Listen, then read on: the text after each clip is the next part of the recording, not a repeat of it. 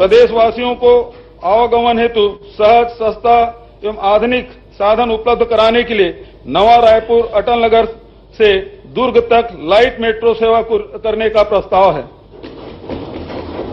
शासकीय शालाओं में प्रवेशित विद्यार्थियों को पब्लिक स्कूलों की भांति अंग्रेजी माध्यम से उत्कृष्ट शिक्षा प्रदान करने के उद्देश्य से वर्ष 2020-21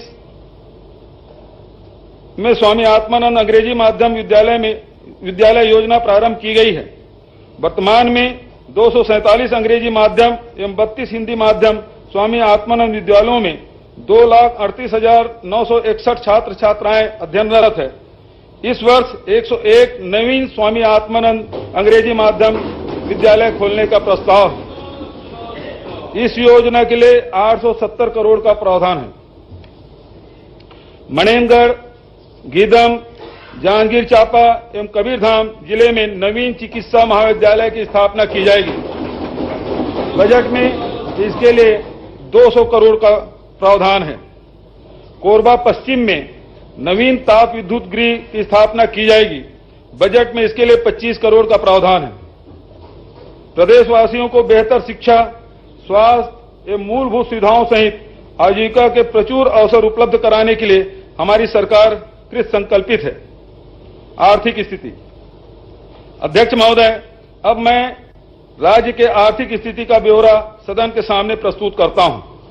राज्य के चालू वर्ष के आर्थिक सर्वेक्षण के अनुसार स्थिर भाव पर वर्ष 2021-22 की तुलना में चालू वर्ष के सकल राज्य घरेलू उत्पाद में 8% के वृद्धि का अग्रिम अनुमान है, जबकि इसी अवधि में भारत सरकार के सकल घरेलू उत्पाद में 7% वृद्धि के अनुमानित है। वर्ष 2022-23 में स्थिर भाव पर कृषि क्षेत्र में भारत सरकार के अनुमानित वृद्धि दर 3.5% की तुलना में राज्य में 5.93% की दर से वृद्धि का अनुमान है। स्थिर भाव पर औद्योगिक क्षेत्र में भारत सरकार के अनुमानित वृद्धि दर 4.1% की तुलना में राज्य में 7.8% की दर से वृद्धि का अनुमान है। स्थिर भाव पर सेवा क्षेत्र में भारत सरकार की अनुमानित दर 9.1% की तुलना में राज्य में 9.2% की वृद्धि का अनुमान है। इस प्रकार कृषि, उद्योग एवं सेवा तीनों ही क्षेत्र में राज्य की वृद्धि दर केंद्र से अधिक अनुमानित है। प्रचलित भाव पर राज्य का सकल घरेलू उत्पाद वर्ष 2021-22 में 4,06,416 करोड़ से बढ़कर 2022-23 में 4,57,608 करोड़ होने का अनुमान है, जो पिछले वर्ष की तुलना में 12.60% अधिक है। वर्ष 2021-22 में प्रति व्यक्ति आय 1,20,704 रुपये की तुलना में वर्ष 2022-23 में 1,33,898 रुपये होने का अनुमान है, जो कि गत वर्ष की तुलना में 10.93% अधिक है। वर्ष 22-23 के राज्य बजट में केंद्रीय करों एवं केंद्रीय सहायता अनुदान मद में कुल 44,573 करोड़ का प्रावधान रखा गया था। इस वर्ष 2023-24 के केंद्रीय बजट को देखते हुए इस वर्ष राज्य के बजट में कुल 49,800 करोड़ रुपये की राशि केंद्र से प्राप्त होने का अनुमान है। वर्ष 2022-23 के बजट में राज्य के स्वयं के कर एवं करेत्तर राजस्व से कुल 44,500 करोड़ की प्राप्ति का अनुमान था। 2023-24 में राज्य के राजस्व स्रोतों से 56,200 करोड़ प्राप्त होने का अनुमान है। इस प्रकार केंद्रीय प्राप्तियों में 11.73% एवं राज्य के राजस्व प्राप्तियों में 26.30% वृद्धि अनुमानित है। कृषि एवं किसान कल्याण। अध्यक्ष महोदय, मुझे कहते हुए संतोष हो रहा है कि धान का कटोरा के रूप में प्रसिद्ध छत्तीसगढ़ राज्य को हमने धन का कटोरा होने का गौरव दिलाया है। खरीफ 2017 में 12 लाख किसानों से उपार्जित 57 लाख मीट्रिक टन धान की तुलना में खरीफ 2022 में 23,42,000 किसानों से 107 लाख मीट्रिक टन धान उपार्जित किया गया है। इस प्रकार विगत 4 वर्षों के दौरान धान विक्रय करने वाले किसानों की संख्या में 11,42,000 की वृद्धि एवं उपार्जित धान की मात्रा में 50 लाख मीट्रिक टन की वृद्धि दर्ज की गई है। खरीफ 2022 के लिए राजीव गांधी किसान न्याय योजना के अंतर्गत 26,41,000 किसानों द्वारा 34,06,000 हेक्टेयर से अधिक रकबे का पंजीयन कराया गया है।